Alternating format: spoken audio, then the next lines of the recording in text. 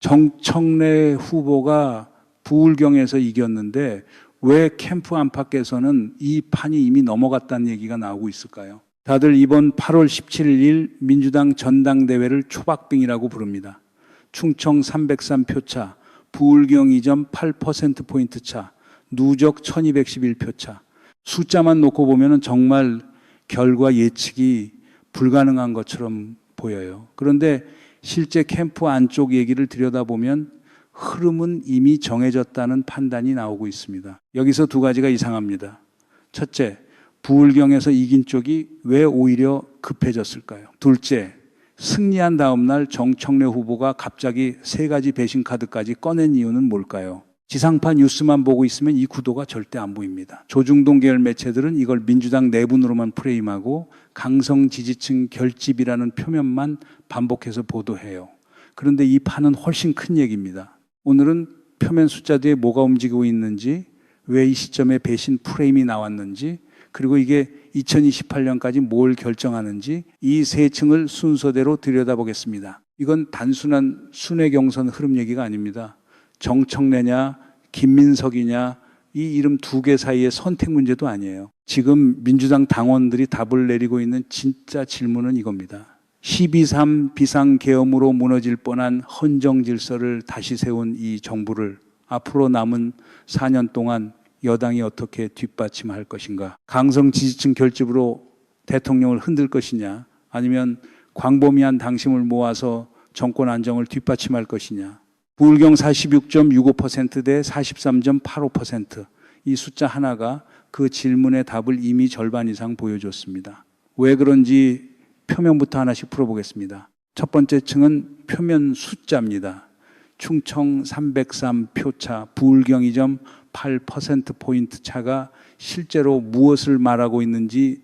두 번째 층은 왜 정청래 캠프가 이 시점에 배신 카드를 꺼냈는지 그 동기와 메커니즘. 세 번째 층은 이 흐름이 2028년까지 어떤 결과를 만들어낼지. 먼저 표면 숫자부터 짚어봅시다. 8월 1일 발표된 충청권 순회 경선 결과 김민석 후보 45, 저명호 %의 3만 632표, 정청래 후보 44.61%의 3만 329표, 송영길 후보 10.34%의 7027표, 차이는 303표, 0.44%포인트. 진짜 신승입니다. 그런데 여기가 중요합니다. 충청은 원래 정청래 후보의 강세 지역이었어요. 지난해 8월 2일 전당대회에서 정청래 후보가 이 지역에서 얻은 지지율이 얼마였는지 아십니까? 62.7%였습니다. 압도적 강세였죠. 그 지역에서 이번엔 44.61%, 20%포인트 가까이 떨어졌습니다. 이건 단순한 접전이 아닙니다. 강세 지역에서 20%포인트 빠졌다는 건 당원들 사이에 뭔가 심각한 변화가 있다는 신호예요. 한국일보가 8월 2일자에 이 대목을 짚었는데 개파색이 옅은 한재선 의원의 말을 인용했습니다. 정청래 후보가 연임에 성공하면 이재명 정부가 삐걱거릴 수 있다는 위기감이 그만큼 당원들 사이에 컸다는 얘기라고요. 두 번째, 부울경입니다. 8월 2일 발표, 정청래 후보 46.65%에 임한 5,189표, 김민석 후보 43.85%에 임한 3,675표, 송영길 후보 9.5%에 5,129표, 정청래 후보가 2.8%포인트 차로 이겼습니다. 지역별로 뜯어보면 부산에서는 정청래 48.76%, 대김민석 43.28%, 경남에서는 정청래 46.08% 대 김민석 43.38%. 그런데 울산에서는 김민석 후보가 283표 차로 이겼어요. 정청래 후보는 결과 발표 직후에 이런 말을 남겼습니다. 조직도 없고 돈도 깨끗하게 썼는데 노무현 정신으로 반드시 김민석 의원을 이기겠다는 취지였습니다. 세 번째, 누적입니다. 두 지역을 합치면 정청래 45.51%의 5만 5,518표, 김민석 44.52%의 5만 4,307표. 송영길 9.97%에만 2156표, 격차는 1211표, 0.99%포인트. 여기 아직 반영 안 된 게 있어요. 경남과 대구, 경북에 부여되는 유효 투표의 5%포인트 전략지역 가중치. 이건 최종 집계 때 적용됩니다. 여기까지가 표면입니다. 정청래 후보가 앞서 있고 초박빙이고 아직 전략지역 가중치가 남았고 이 표면만 보면 정청래 후보가 유리하다고 판단할 수도 있어요. 그런데 표면 밑에 세 가지 신호가 있습니다. 신호 하나. 부울경은 원래 김민석 후보 약세 지역이었습니다. 캠프 내부 예측은 10%포인트 이상 져야 정상이었어요. 그런데 실제 격차는 2.8%포인트, 예상의 4분의 1도 안 되게 좁혀졌습니다. 겉으론 정청래 승리인데 안쪽 계산으로는 김민석 후보 선방이에요. 신호 둘, 정청래 후보가 결과 발표 직후 노무현 정신을 언급했어요. 조직이 없다는 얘기도 했고요. 이런 언어는 원래 강세 지역에서 나오는 말이 아닙니다. 강성 지지층을 결집시켜야 할 때 나오는 언어예요. 신호 셋, 그리고 다음 날 8월 3일 강원 강릉에서 정청래 후보가 갑자기 세 가지 배신 카드까지 꺼냈습니다. 이 얘기는 뒤에서 자세히 따져보겠습니다. 여기서 다들 놓치는 게 있어요. 이 세 신호를 이어붙이면 부울경 승리는 승리처럼 보이는 위기 신호였다는 겁니다. 5%포인트 전략지역 가중치로 판을 뒤집는다는 얘긴 호랑이 곶감 노리는 그림이에요. 곶감 하나면 호랑이도 도망간다는데 그 곶감이 지금 5%포인트 뿐이거든요. 물론 여기까지만 보면 아직 판이 안 끝난 것처럼 느껴집니다. 정청래 후보가 부울경에서 반등 모멘텀을 만들었고 강원과 대구, 경북에도 강세 지역이 있을 것으로 캠프는 기대하고 있어요. 정청래 후보 본인도 이번 주말 강원에서 압도적으로 이기면 대세가 형성된다고 얘기했습니다. 그렇다면 이 초박빙 구도는 마지막까지 갈 수도 있고 전략지역 가중치와 선호투표까지 가면 결과는 정말 예측 불가능하다는 결론에 도달할 수 있어요. 여기서 그냥 이야기를 끝내고 싶어질 만한 지점입니다. 그런데 여기서 다들 놓치고 있는 부분이 하나 있습니다. 이 계산에는 결정적 변수가 빠져 있어요. 남은 지역의 권리당원 비중입니다. 8월 4일부터 7일까지 제주와 인천, 8월 5일부터 8일까지 강원과 대구, 경북, 8월 11일부터 14일까지 호남, 8월 12일부터 15일까지 서울과 경기, 이 지역들의 권리당원 비중을 다 합치면 호남 33%에 수도권 42%, 합치면 75%예요. 즉 지금까지 투표한 충청과 부울경을 합쳐도 전체의 4분의 1이 안 됩니다. 그리고 앞으로 투표할 75%가 김민석 후보 강세 지역입니다. 시뮬레이션으로 따져보면 정청래 후보가 최종판을 뒤집을 수 있는 조건은 부울경에서 45%를 넘고 김민석 후보와 10%포인트 이상 벌리는 것이었어요. 실제 격차는 2.8%포인트, 필요 수치의 4분의 1을 조금 넘는 수준입니다. 그러니까 부울경 승리는 승리가 아니라 필요한 수치의 4분의 1에 그친 결과였다는 얘기입니다. 정청래 캠프가 이 시점에 배신 카드를 꺼낸 이유가 여기 있어요. 이걸 강성 지지층 결집으로 만회할 수 있느냐. 이번 주말 강원 결과가 그 답을 보여줄 겁니다. 근데 여기 또 하나의 함정이 있어요. 강성 지지층 결집이 잘 될수록 그 바깥 광범위 당심에서는 오히려 대통령을 흔들 사람으로 보인다는 겁니다. 결집과 확장이 지금 반대 방향으로 움직이는 거예요. 자, 여기서 두 번째 층으로 내려갑니다. 문제는 여기서부터예요. 정청래 후보가 8월 3일 강원 강릉에서 당원 토크 콘서트를 열었습니다. 이 자리에서 김민석 후보를 향해 세 가지 배신이라는 프레임을 꺼냈어요. 첫 번째 배신은 2002년 이른바 후단협 사태입니다. 정청래 후보 말을 그대로 옮기자면 노무현 대통령 지지율이 떨어지니까 흔들어대다가 결국 정몽준 쪽으로 배신하고 날아갔다는 얘기입니다. 그러면서 18년 동안 집을 떠났던 사람이 다시 돌아와서 집문서를 내놓으라고 한다는 표현까지 썼어요. 두 번째 배신은 4년 전 지방선거 패배 책임입니다. 김민석 후보가 당시 언론 인터뷰에서 지방선거 패배 책임을 당시 총괄선대위원장이었던 이재명 대통령에게 돌렸다는 겁니다. 정청래 후보는 그때는 이재명을 공격하더니 지금은 같은 방식으로 정청래를 공격한다고 지적했어요. 세 번째 배신은 신천지 정치 개입 의혹 제기입니다. 김민석 후보가 이 의혹을 꺼낸 것에 대해 정청래 후보는 당을 위험에 빠뜨린 행위라고 규정했습니다. 그러면서 당대표가 되면 직권으로 김민석 후보 윤리감찰을 지시하고 근거 없으면 윤리심판원에 제소해서 징계 조치하겠다고 밝혔어요.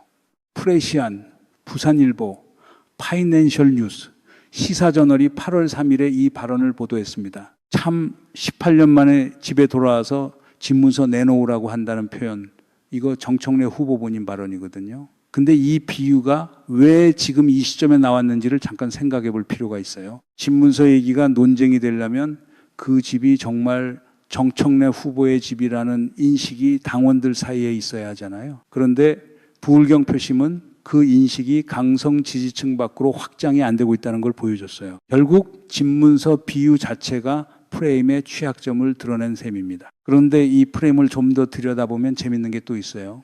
정청래 후보는 며칠 전만 해도 네거티브 공격은 안 하겠다, 방어만 하겠다고 얘기했습니다. 근데 이번엔 완전히 공세로 전환했어요. 문제는 김민석 후보가 최근 5일 동안 신천지 얘기를 꺼내지 않았다는 겁니다. 오히려 정청래 후보 쪽이 먼저 문제 제기를 하고 윤리위원회까지 꺼냈어요. 이게 무슨 신호일까요? 배신이라는 프레임은 원래 방어 프레임이 아닙니다. 공세 프레임이에요. 방어할 게 없어졌을 때 공세로 전환하는 건 캠프가 시간 압박을 받고 있다는 신호입니다. 여러분 이거 한번 보세요. 정말 판이 뒤집힐 것 같으면 굳이 이 시점에 상대의 20년 전 이야기까지 소환할 이유가 없어요. 이게 말이 됩니까? 그리고 여기 자기 모순이 있습니다.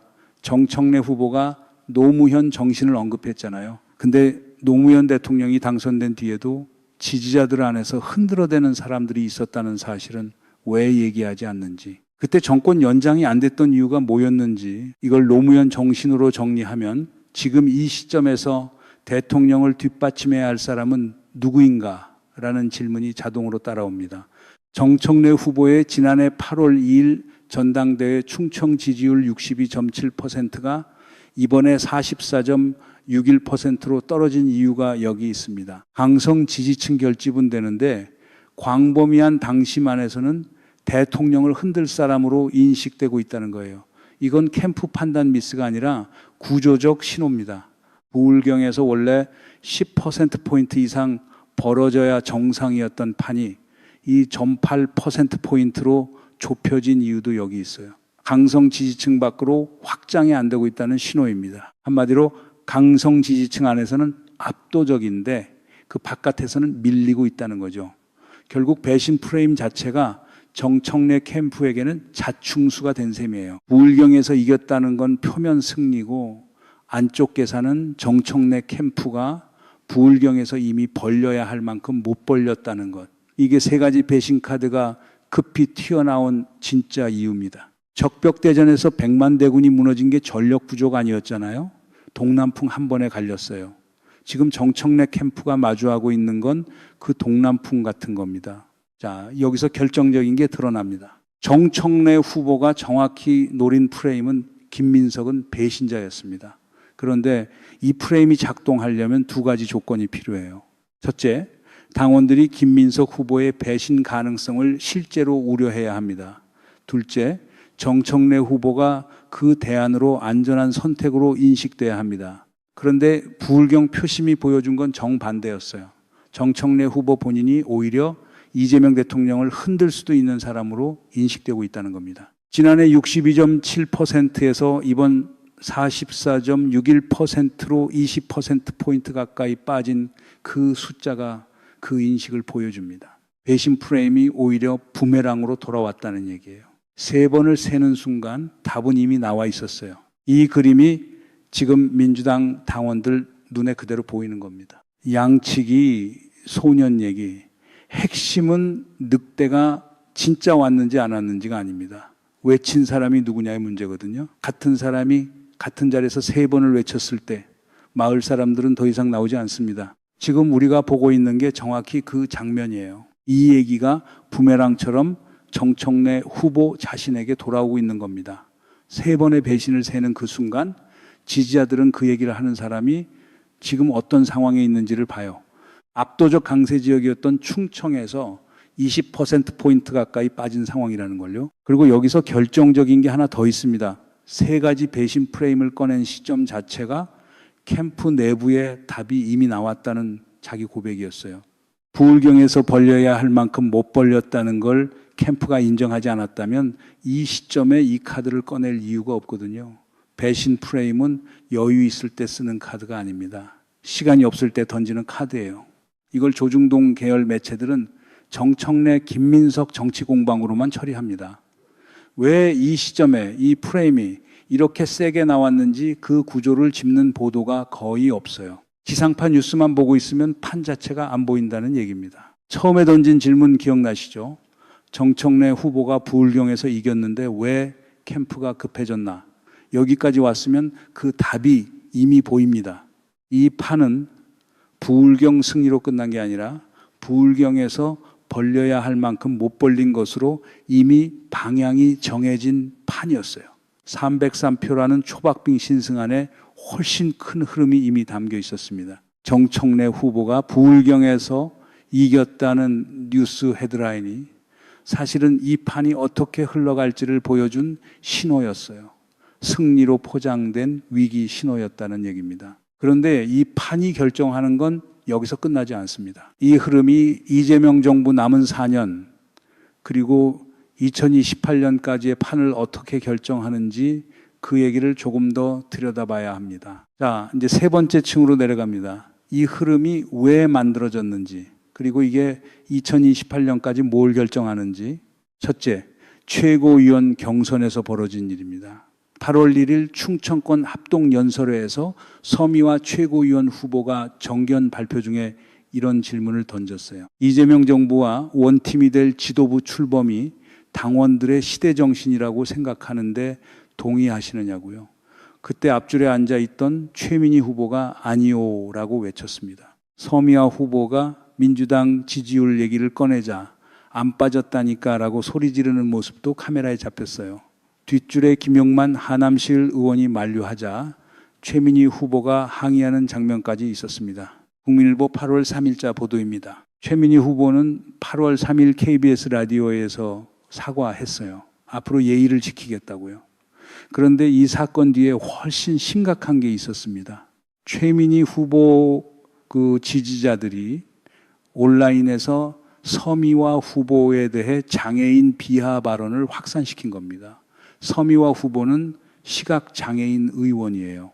이건 강성 지지층 결집 방식의 한계가 극단적으로 드러난 장면입니다. 둘째, 같은 8월 1일 충청권 합동연설회에서 또 하나의 장면이 있었어요. 이지은 서울 마포갑 지역위원장이 한병도 원내대표 인사말 도중 앞줄에 앉아있던 정청래 전 당대표의 어깨를 두드린 뒤 손가락으로 볼을 살짝 찌르는 이른바 볼콕 장면이 유튜브 황기자 TV를 통해 확산됐습니다. 문화일보와 인사이트가 8월 2일과 3일에 이 사건을 보도했어요.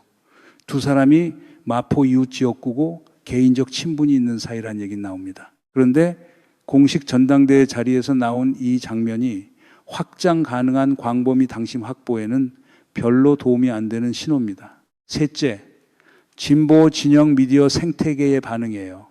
김어준 씨는 최근 뉴스공장에서 논란이 될 만한 발언을 거의 하지 않고 있습니다. 유시민 작가도 뉴스공장이 아니라 탁현민 전 비서관의 뷰티풀 고기에 출연했어요.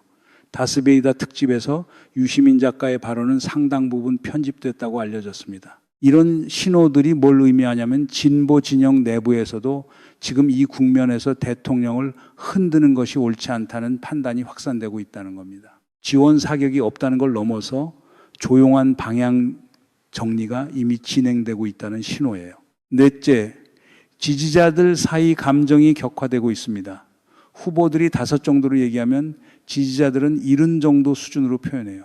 그러다 보니 온라인 민주당 성향 커뮤니티에서 서로를 경멸하는 언어가 등장하고 있습니다. 이거 웃을 일이 아닙니다. 이런 식으로 놔두면 전당대회가 끝난 뒤에도 봉합이 어렵다는 얘기예요. 판이 깨질 수도 있다는 겁니다. 5째, 결국 이 판이 결정하는 건 2028년입니다. 이 지점이 왜 중요하냐면요. 노무현 대통령 시절에 정권 연장이 실패한 이유가 뭐였는지 되짚어 볼 필요가 있어요. 대통령이 당선된 다음에 정작 여당 내부에서 흔들어대는 사람들이 있었잖아요. 결과적으로 광범위한 국민 지지 확보에 실패했고 정권은 이명박 정부로 넘어갔습니다. 문재인 대통령 시절에도 비슷한 흐름이 반복됐어요. 결국 정권은 윤석열 정부로 넘어갔고 그 결과가 12.3 비상계엄이었습니다. 지금 이재명 정부는 12.3 이후에 헌정 질서를 다시 세운 정부예요. 국정 운영을 뒷받침해야 할 여당 대표가 대통령을 흔드는 방향으로 가면 노무현 문재인 시절과 같은 패턴이 또 반복될 위험이 있습니다. 이건 그냥 판단이 아니라 반복된 패턴이 보여주는 구조적 위험입니다. 그리고 이번에는 정말 여유가 없어요. 정권 연장이 또 실패하면 그 결과는 그냥 정권 교체 수준이 아닐 수 있습니다. 12.3 사태의 잔존 세력이 여전히 정치권 안에 남아있고 사법 시스템 안에도 그림자가 남아있거든요. 여기서 다시 밀리면 회복에 훨씬 오랜 시간이 걸릴 수 있다는 뜻입니다. 호남과 수도권 당원들이 지금 이런 계산을 하고 있는 겁니다. 이번 주 목요일부터 제주와 인천 순회 경선이 시작됩니다. 8월 5일부터 강원과 대구 경북, 8월 11일부터 호남, 8월 10일부터 서울과 경기, 그리고 8월 17일이 최종 발표일입니다. 303표라는 숫자는 시작이 아니라 이미 끝의 신호였다는 얘기가 이 순회 경선 일정을 지나가면서 점점 더 뚜렷하게 드러날 겁니다. 그런데 여기서 진짜 물어야 할 질문이 남습니다. 8월 17일 발표 이후 두 진영은 다시 봉합될 수 있을까요? 지지자들 사이에 이미 굳어진 감정선이 하루아침에 풀리는 판은 아닙니다. 그리고 이 봉합이 되지 않으면 이재명 정부의 남은 4년 그리고 2028년까지의 흐름 자체가 흔들릴 수도 있어요. 이 흐름 놓치지 않고 끝까지 추적하고 싶은 분들 구독과 알림 설정 부탁드립니다. 이 분석이 도움이 되셨다면 좋아요도 함께 눌러주시면 다음 국면 분석으로 이어가겠습니다.